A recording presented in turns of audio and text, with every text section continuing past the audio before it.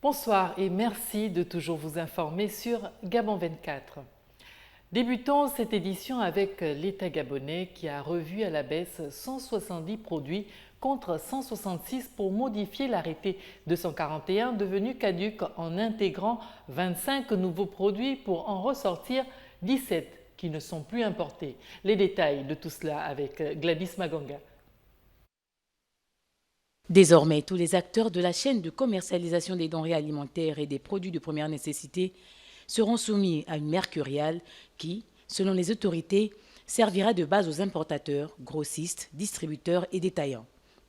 Cette mercuriale est l'aboutissement du travail et la contribution des acteurs du secteur portuaire et des agents publics, mais aussi des acteurs privés. La mise en place de cette mercuriale a eu la contribution de l'ensemble des acteurs. Je disais tout à l'heure, du secteur portuaire, les aconniers, les transporteurs, les transitaires, les opérateurs de tutelle, notamment l'OPRAG, GPM, ainsi que les membres du SYMPEX, c'est-à-dire le syndicat des importateurs et exportateurs. Et donc, in fine, c'est un travail qui a été fait, piloté par le gouvernement, mais avec la contribution de l'ensemble des acteurs. La particularité de cette grille des prix est d'avoir été préparée par des services du ministère des Transports dont la compétence en matière de fixation, de contrôle et de régulation des prix peut laisser sceptique. L'apport contribuera de façon significative à la réduction de la vie chère, une mesure qui vient conforter la position du gouvernement pour avoir un effet de levier pour les consommateurs finaux. Il apparaît effectivement que l'ensemble des maillons de la chaîne doivent faire des efforts afin que ce problème de cherté de la vie soit jugulé. Un délai d'1 mois sera accordé à l'ensemble des opérateurs économiques pour épuiser les stocks actuels avant la mise en application des nouveaux prix, dans un contexte de tension de trésorerie due à la chute des prix du pétrole. Ouverture à Libreville ce vendredi d'un atelier de présentation des résultats de l'audit institutionnel du ministère de la Santé publique et de la Population, des réformes dans la gestion de la bonne gouvernance en matière d'organisation de santé publique au Gabon. Reportage. L'atelier de restitution officielle des résultats de l'analyse institutionnelle du ministère de la Santé publique et de la Population a fait un diagnostic profond qui devrait permettre de mettre en œuvre des mécanismes d'amélioration du système de santé publique par une gestion et une gouvernance de performance. L'enjeu aujourd'hui est de doter le ministère d'un cadre institutionnel et organisationnel stable et adapté, qui lui permettra de garantir la continuité de la mise en œuvre des politiques et stratégies sanitaires et de jouer pleinement son rôle d'orientation, de régulation, de planification, de supervision, d'habilitation et de coordination de l'action sanitaire dans le pays. Une analyse des perspectives qui devront permettre un fonctionnement cohérent et efficient des politiques de santé déjà bien entamées depuis quelque temps au Gabon. Très peu de pays ont réalisé des audits complets et le Gabon fait partie à partir d'aujourd'hui de ces pays. Depuis près d'une décennie, le Gabon s'est lancé dans un vaste processus de réforme du secteur de la santé. Aujourd'hui, l'analyse institutionnelle lance le processus de la réforme de la gouvernance du secteur de la santé. Apporter une nouvelle impulsion et garantir des performances et des prestations de qualité dans tout le pays, tels sont les objectifs de l'atelier de validation des résultats sur l'audit institutionnel du ministère de la Santé publique et de la Population. Clôture ce vendredi à l'École nationale de police dans la commune d'Ovendo des Journées nationales de la sécurité intérieure. Pendant 4 jours, les forces de police nationale étaient au service des populations gabonaises. La police régulateur du vivre ensemble dans la cité est le thème qui a marqué la 2e édition de ces journées. Larding Gemamba, Hervé Aubian. La 2e édition des Journées nationales de la sécurité intérieure a atteint son épilogue ce vendredi. Pendant près de 96 heures, les forces de police nationales ont donné l'occasion aux populations de s'imprégner de leur mode de fonctionnement. Le ministre de l'Intérieur, Lambert Noël Mata, a rappelé les missions des forces de police nationales tout en les exhortant d'être efficients. À travers ces missions, la police renforce les principes et valeurs démocratiques de respect de droits et libertés publiques, de garantie de la paix et de la sécurité. Des journées qui sonnent comme un impératif. Le membre du gouvernement exige que la police nationale puisse faire de la qualité leur priorité. conscient de la complexité des missions dévolues aux forces de police nationales. Je vous instruis, ainsi que l'ensemble des personnels, à redoubler d'ardeur et à mettre un accent particulier sur l'accomplissement de vos missions, en même temps que je vous exhorte à faire des prospections sur les conditions de mise en place d'une police véritablement au service de la société. Lambert Noël Mata appelle l'ensemble des policiers à cultiver davantage de professionnalisme au détriment du clientélisme. La police, régulateur du vivre ensemble dans la cité, était le thème central de cette deuxième édition des Journées nationales de la sécurité intérieure. À l'instar de Libreville, la capitale, les agents des forces de sécurité de la province du Haut-Ogooué ont organisé aussi les journées nationales sur le thème « La police, régulateur du vivre ensemble dans la cité ». Wilson Wobakassa nous fait le point de tout cela. C'est par cette messe d'action et grâce à la cathédrale Saint-Hilaire de Franceville que les hostilités de la deuxième édition des Journées nationales de la sécurité intérieure ont été lancées. En présence des autorités, mais surtout des populations de cette localité, le colonel Patrice Loy Oyougou est revenu sur les valeurs du thème choisi pour cette édition. Le thème de cette édition nous donne l'opportunité de revoir, sinon de renforcer la relation police-population. Oui, il revient donc aux policiers de rappeler à chaque citoyen que sa liberté s'arrête là où commence celle d'autrui.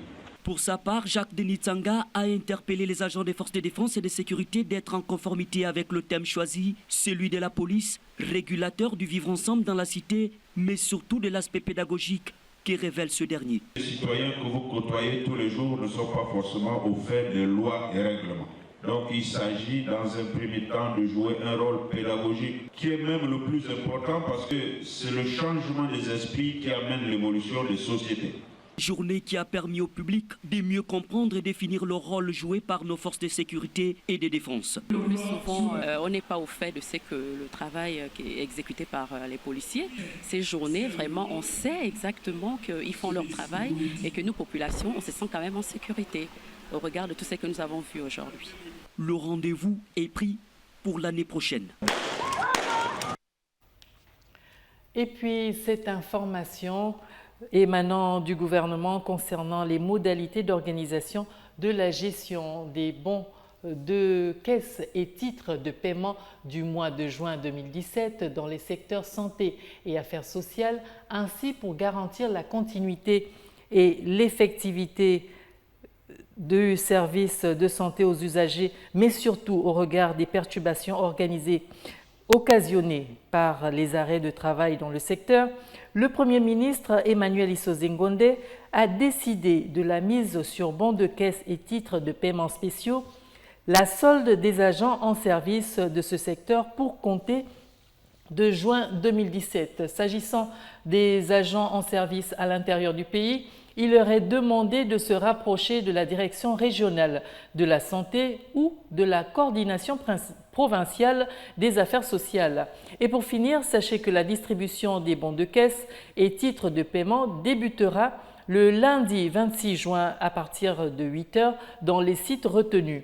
Fait à Libreville le 23 juin 2017, le ministre d'État, ministre de l'économie numérique, de la communication, de la culture et des arts, porte-parole du gouvernement, Alain-Claude Bilebidze.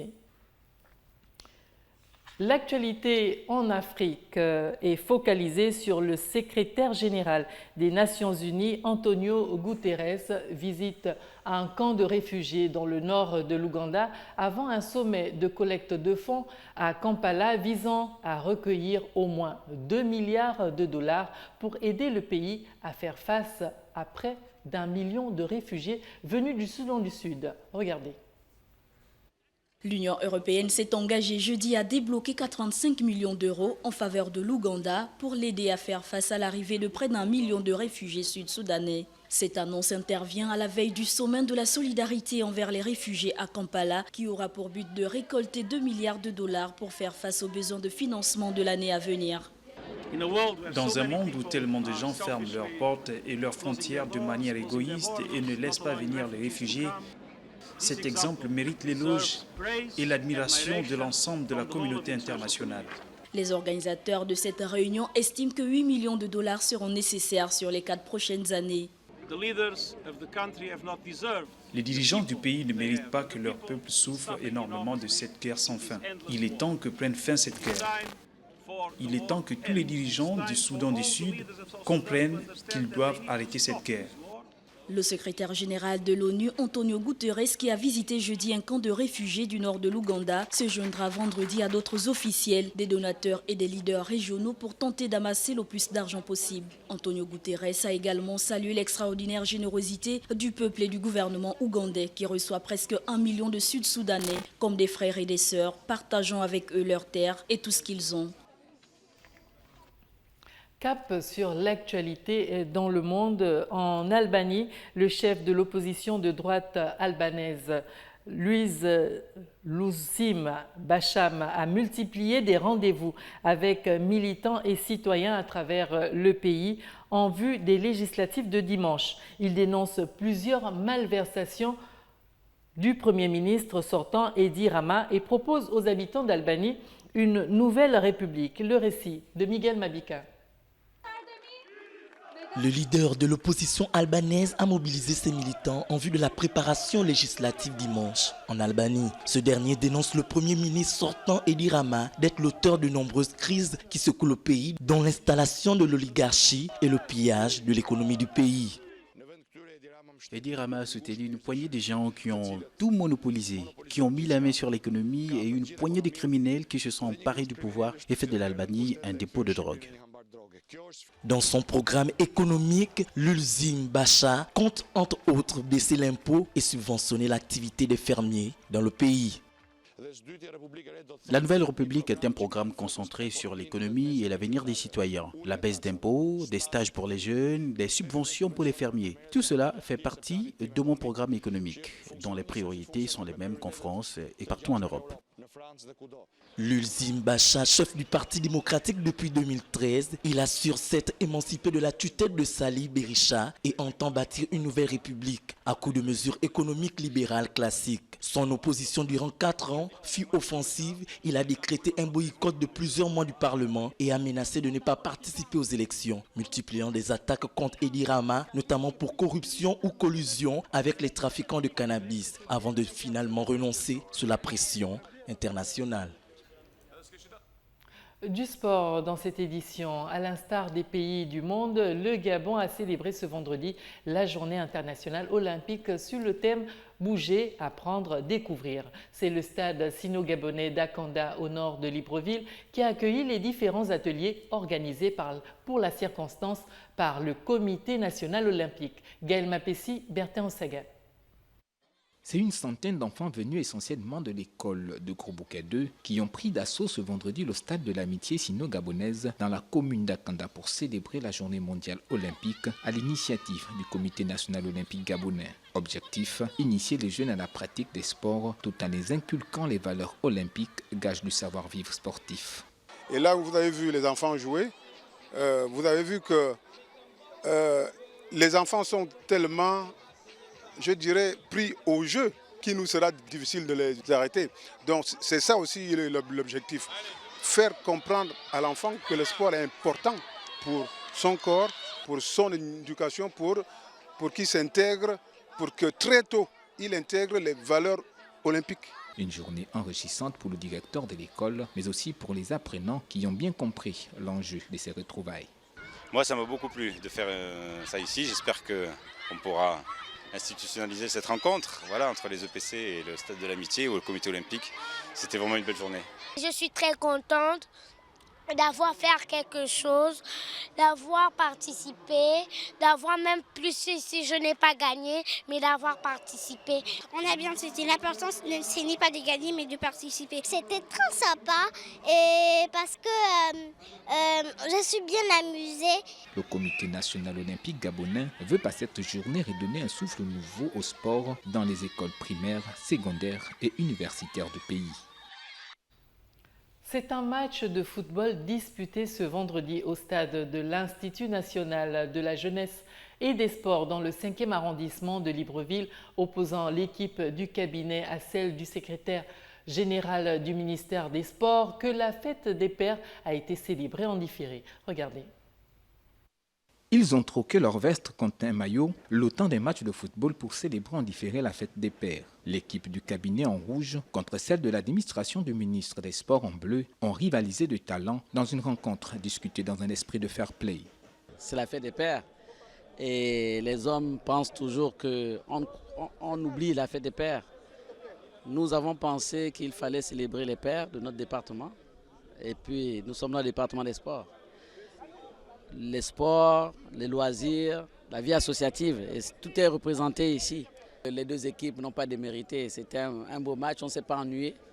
Et c'est ça aussi le sport, il faut rentrer dans le fair play. Occasion pour le personnel de ressouder les liens professionnels, oublier les tracasseries du travail quotidien et partager ensemble des moments de convivialité loin des bureaux. De telles journées dans un département ministériel, ça suscite une certaine émulation et surtout des rapports cordiaux entre personnes, entre membres du département, car vous savez, tout en restant dans les bureaux, on ne peut pas collaborer. Mais là, dans ce contexte-là, on peut échanger, on peut partager des informations et vraiment c'est un moment de convivialité. Un but partout à la fin du temps réglementaire, c'est finalement la séance des tirs au but qui a départagé les deux équipes avec la victoire de la formation du cabinet du ministre, qui a remporté cette rencontre avec 4 tirs au but transformés contre 2 pour les Bleus. Sous le regard de la patronne des sports, les 22 acteurs ont reçu symboliquement des médailles et des trophées pour les efforts fournis sur le terrain. Revenons sur cette information importante du gouvernement concernant les modalités d'organisation de la gestion des bons de caisse et de titres de paiement du mois de juin 2017 dans les secteurs santé et affaires sociales. Ainsi, pour garantir la continuité et l'effectivité du service de santé aux usagers, mais surtout au regard des perturbations occasionnées par les arrêts de travail dans le secteur, le Premier ministre Emmanuel Issoze Ngonde a décidé de la mise sur bons de caisse et titres de paiement spéciaux, la solde des agents en service de ce secteur pour compter de juin 2017. S'agissant justement des agents en service à l'intérieur du pays, il leur est demandé de se rapprocher de la direction régionale de la santé ou de la coordination provinciale des affaires sociales. Et pour finir, sachez que la distribution des bons de caisse et titres de paiement débutera le lundi 26 juin 2017 à partir de 8 h dans les sites retenus. Fait à Libreville, le 23 juin 2017, le ministre d'État, ministre de l'économie numérique, de la communication, de la culture et des arts, porte-parole du gouvernement, Alain-Claude Bilebidze. Voilà, merci à vous d'avoir été des nôtres. Restez sur Gabon 24, l'actualité continue.